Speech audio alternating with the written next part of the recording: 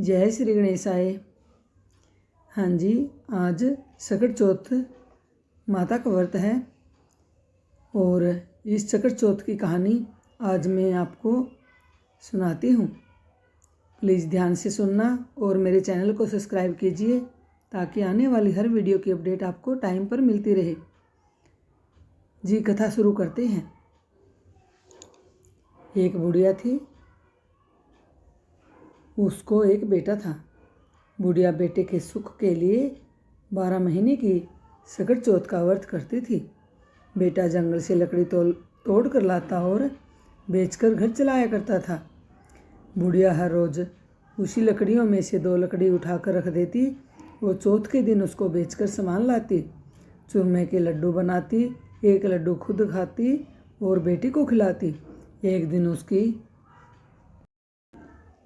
पड़ोसन घर में आई। घर आकर उसके बेटे को बोली, तू तो कमा कमा कर थक गया, तेरी माँ पीछे से चूरमा बनाकर खाती है। बेटा बोला, ऐसा नहीं हो सकता। तो पड़ोसन बोली, जाकर देख, आज भी चूरमा बनाया है।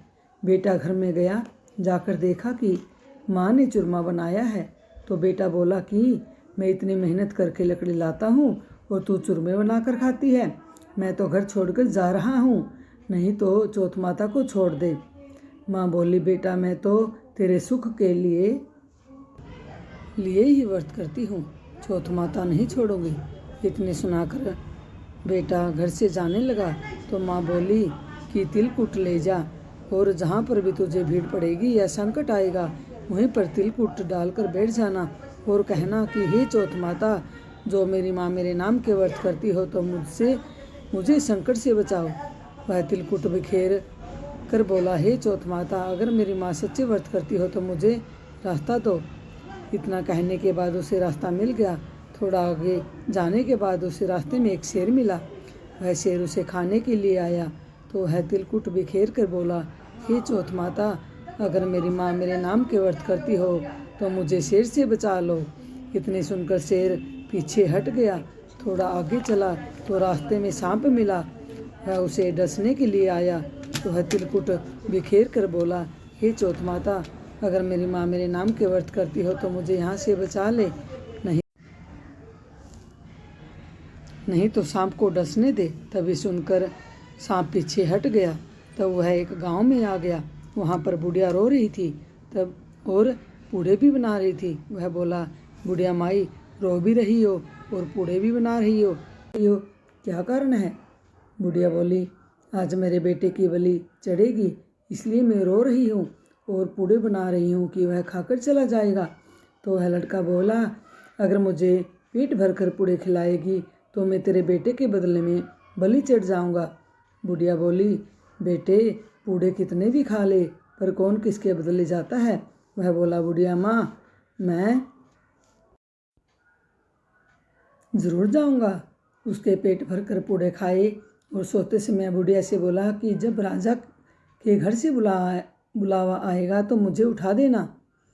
जब रात को राजा के घर से बुलावा आया तो बुढ़िया ने उसे धीरे धीरे से उठाया और उठकर वह बैठ गया और बोला, बुढ़िया माई, मैं तेरे बेटे की बलि जा रहा हूँ। और वह लड़का चला गया। वहाँ जाकर चौके पर तिलकुट बिछा कर बैठ गया। राजा के नौकरों ने सारा आवा चीन दिया और आग लगा दी। अब वह लड़का बोला, हे चौथ माता, अगर मेरी माँ मेरे नाम के व्रत करती हो तो मुझे इस संकट से छुड़ा देना। इतने में जो आवा 6 महीने में पकता था वह 3 दिनों में ही पक गया। सोने चांदी के कलश हो गए और राजा के नौकर राजा को जाकर बोले कि आवा पककर तैयार हो गया है।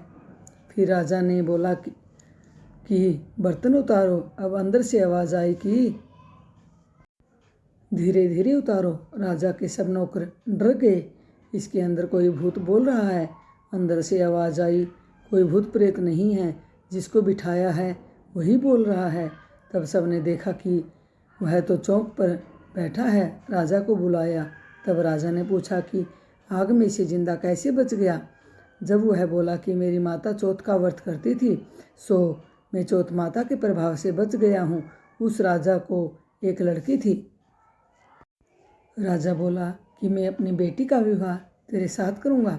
तो राजा ने अपनी बेटी का विवाह उसके साथ कर दिया और वो वहाँ पर रहने लगा। कुछ दिन बाद राजा की लड़की ने उससे पूछा कि तेरे घर बार है या नहीं। तब वह बोला कि मेरे तो माँ भी है और घर भी है। तो वह बोली, हम अपने विदेश में जाएंगे। अब राजा ने उसे बहुत सारा धन देकर विदा कर दिया। बुढ़िया लकड़ी चुन चुन कर लाती, उनको बेचकर रोटी खाती।